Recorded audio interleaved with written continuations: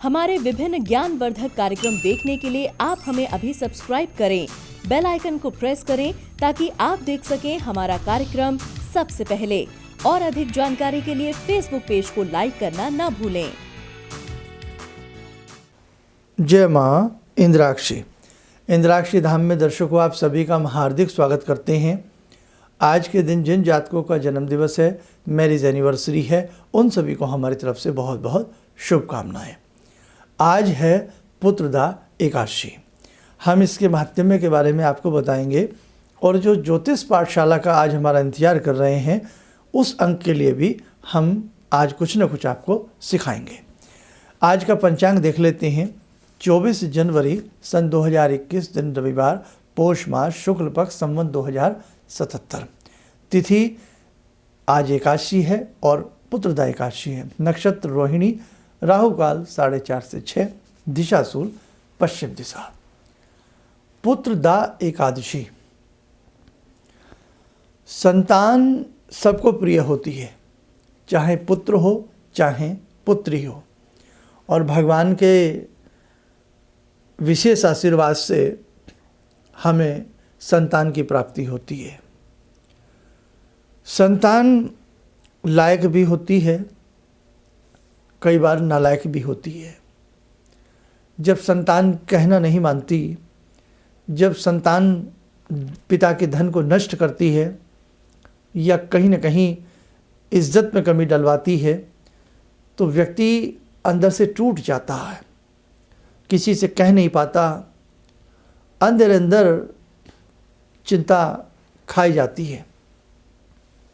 भगवान न करे किसी परिवार में ऐसा हो।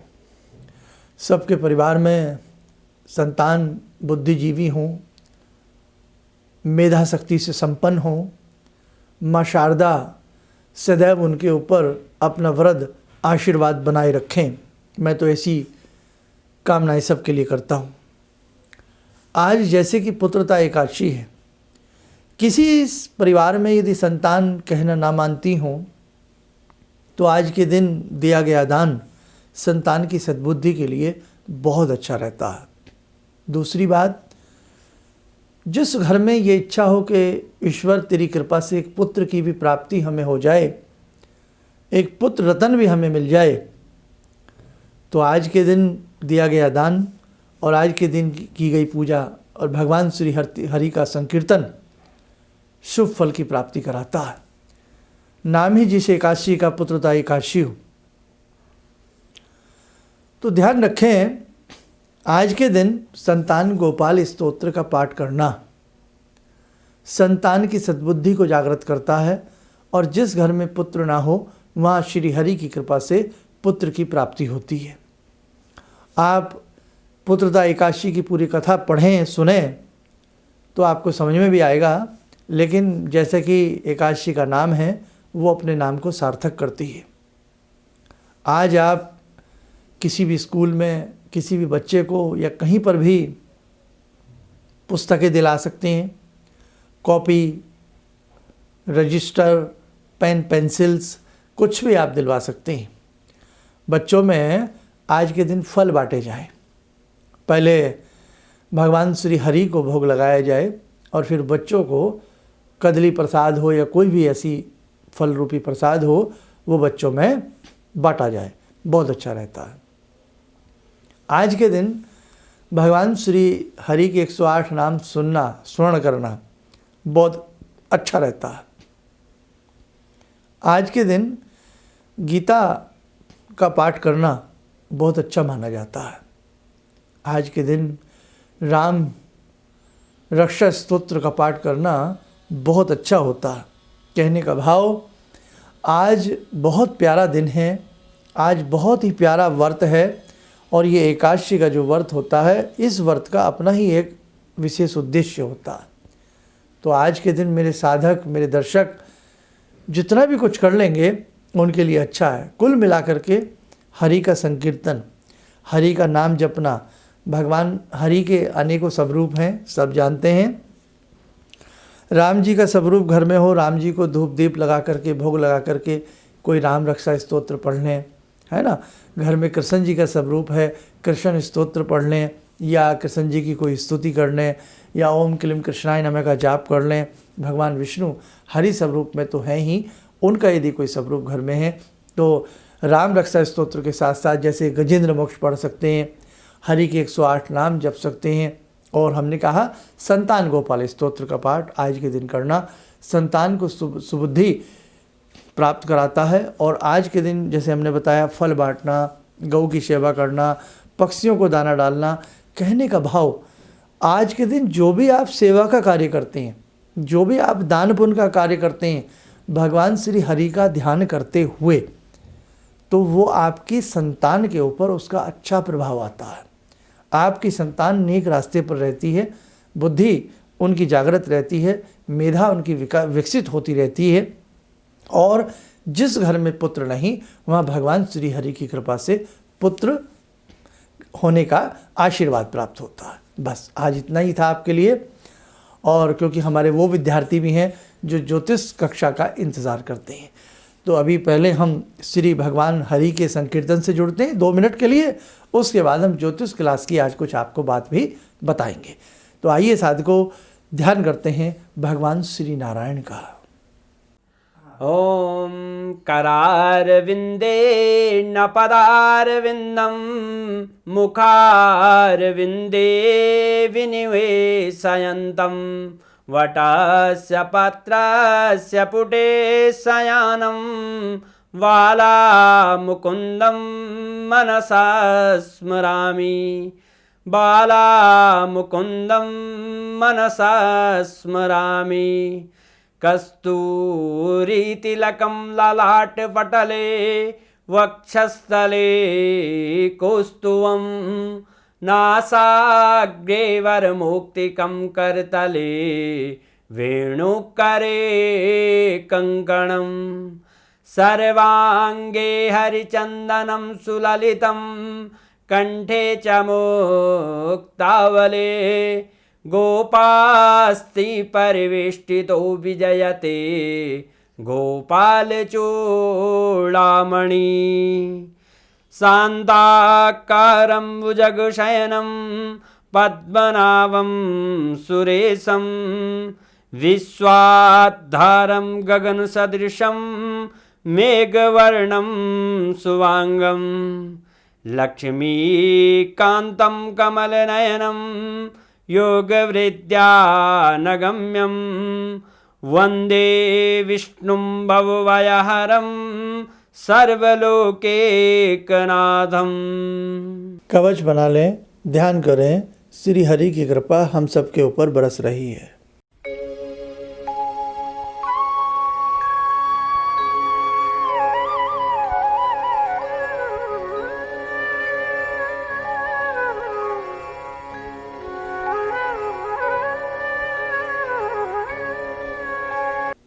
ओम बोलते हुए नेत्र खोलें, सामान्य हो जाए। देखो अब ज्योतिष के विद्यार्थी की कक्षा आज हाफ हो गई है ना, आधी हो गई। क्यों? क्योंकि देखो भाई, रविवार हमने आपसे बोला था कि हर रविवार आपकी ज्योतिष कक्षा रहेगी, लेकिन अगर कोई तीज त्यौहार इस प्रकार का एकादशी जैसा विशेष पर्व व्रत आ जाता है तो वहाँ हम मजबूर हो जाते हैं। लेकिन हम दोनों ही मर्यादाओं को निभाएंगे भाई। जो हमारा धर्म कर्म के लिए कार्यक्रम देखते हैं उनका भी काम बन जाए, और जो हमारा ज्योतिष के लिए कार्यक्रम देखते हैं उनका सब्जेक्ट भी उनसे छूट न जाए। तो आइए, आज समय थोड़ा सा कम है, इसलिए मैंने पिछली बार आपसे क्या कहा था कि आज बताऊंगा कि नाम के हिसाब से कैसे पहचाने कि आपकी राशि क्या है।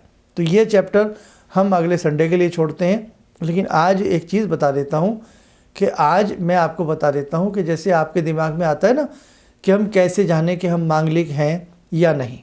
तो सबसे पहली बात तो मैं आपको एक चीज़ पढ़ा देता हूँ, समझा देता हूँ।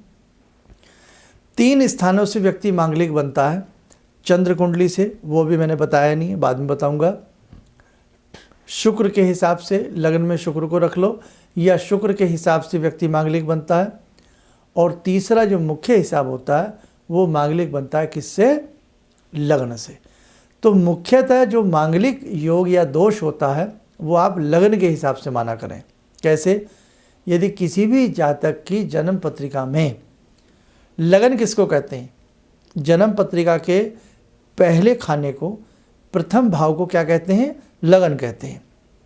यदि आपकी जन्म पत्रिका के प्रथम भाव से या लगन से मंगल, अब देखो आपके सामने कुंडली बनी है, मंगल चतुर्थ भाव में हो, मंगल सप्तम भाव में हो, मंगल अष्टम भाव में हो और मंगल 12वें भाव में हो। दिख रहा है आपको? फिर देखो चौथे घर में मंगल का होना, हमने बताया था ना भाव समझने कि जो चौथा भाव है वो चौथा ही भाव रहेगा।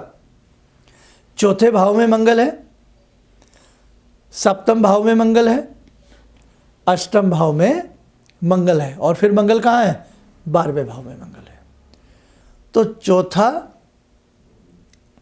सातवां, आठवां और 12वां, और इसी में एक इंक्लूड और कर लीजिएगा प्रथम भाव, पहला घर। यदि किसी भी जातक की जन्म पत्रिका के प्रथम भाव में मंगल हो, चतुर्थ भाव में मंगल हो, सप्तम भाव में मंगल हो, अष्टम भाव में मंगल हो और द्वादश 12वें भाव में मंगल हो, यदि इन खानों में, इन घर में मंगल बैठा हो तो वो जातक जन्मजात मांगलिक होता है। ये आप लिख लेना। सेकंड बात, बहुत लोग कहते हैं 28 साल होने के बाद मंगल दोष खत्म हो जाता है, मंगल योग टूट जाता है। ऐसा कतई भी नहीं है। यदि व्यक्ति ने जन्म पंजाब में लिया है तो बर्थ तो पहले हमेशा पंजाब कहलाएगा। यदि व्यक्ति उत्तर प्रदेश में पैदा हुआ है, by the way Uttar Pradesh में वो सहारनपुर पैदा हुआ है, मेरठ पैदा हुआ है ना, तो वो उसका जन्म स्थान मेरठ ही रहेगा, सहारनपुर वाले का सहारनपुर ही रहेगा। आप दुबई में पैदा हुए तो दुबई का ही माना जाएगा। आप यूएसए में कहीं पर भी पैदा हुए, जिस सिटी में पैदा हुए उस सिटी का ही रहेगा। ऐसा नहीं है जब आप 28 साल के होकर के 30 के हो जाएंगे तो जन्म स्थान कहीं और का हो जाएगा, नहीं। तो ऐसे ही जो जातक मंगल की इस युति में पैदा होता है वो हमेशा मांगलिक रहता है। दूसरी बात, क्या मंगल दोष नष्ट भी होता है? जी हाँ, होता है। अगर शनि की सप्तम दृष्टि, शनि की पूर्ण दृष्टि मंगल पर हो तो मंगल दोष का परिहार भी हो जाता है। और भी इसके बहुत सारी चीज़ें हैं, वो जब मैं मांगलिक का चैप्टर पढ़ाऊंगा ना आपको तो सारी चीज़ें मैं बता दूंगा। आज थोड़ा समय, आज की क्लास के लिए मुझे समय थोड़ा सा कम लग रहा था, इसलिए मैंने आज छोटा सा ये चैप्टर आपके लिए उठाया। आप ध्यान रखना, कॉपी पे लिख लेना कि मंगल यहाँ हो तो वो जातक मांगलिक होता है। जातक किसको कहते हैं? मेल और फीमेल के लिए जातक शब्द यूज़ किया जाता है। और अगले संडे आप कॉपी पेन लेके बैठना, हम आपको वो बताएंगे कि नाम, अगर आपको पता है कि इस व्यक्ति की डेट ऑफ बर्थ ये है तो आप समझ जाएंगे कि चंद्रमा उसकी कुंडली में जहाँ हो तो उसकी वो जन्म राशि होती है। पढ़ाया था ना। लेकिन किसी की डेट ऑफ बर्थ ना हो, अब वो कहे जी मेरा नाम तो सुनील कुमार है तो मेरी कौन सी राशि बनती है? मेरा नाम तो अनिल है, मेरा नाम तो रश्मि है, मेरा नाम तो कात्यायनी है, मेरा नाम तो सुमेधा है। तो आपको पता होना चाहिए कि किस पहले अक्षर से कौन सी राशि बनती है। मेरा नाम पंकज है ना, मेरा नाम अंकित है, तो आपको पता होना चाहिए कि इसका पहला अक्षर ये है तो इसकी कौन सी राशि बनेगी। तो वो पूरा चार्ट मैं नेक्स्ट संडे, आपको पूरा समय मिलेगा, मैं पूरा नेक्स्ट संडे आपको लिखवा दूंगा। इन्हीं शब्दों के साथ साथ को हम अपनी वाणी को विराम देते हैं। जय माँ इंद्राक्षी। मुझे ये अंदर से विश्वास हो रहा था कि जो चीज़ 2-3 मैं ढूंढ रही हूँ, क्योंकि थोड़ी बहुत मैं भी भगवान में आस्था रखती हूँ, तो मैं ये सोची थी कि मुझे वो चीज़ें मिल जाएंगी। और रियली मुझे आज यहाँ बैठ के ऐसा लगा, जो आपने 2-3 चीज़ें करने के लिए बताई हैं, कि शायद मेरी समस्याओं का हल शुरू हो गया आज से। किसी भी समस्या के समाधान के लिए मिले प्रसिद्ध हस्तरेखा एवं वास्तु विशेषज्ञ प्रोफेसर धर्मेंद्र शर्मा जी से। नोट: शिविर में भाग लेने हेतु एवं व्यक्तिगत रूप से मिलने के लिए कॉल करने का समय सुबह 10 बजे से शाम 6 बजे तक। हमारे विभिन्न ज्ञानवर्धक कार्यक्रम देखने के लिए आप हमें अभी सब्सक्राइब करें, बेल आइकन को प्रेस करें ताकि आप देख सकें हमारा कार्यक्रम सबसे पहले। और अधिक जानकारी के लिए फेसबुक पेज को लाइक करना न भूलें।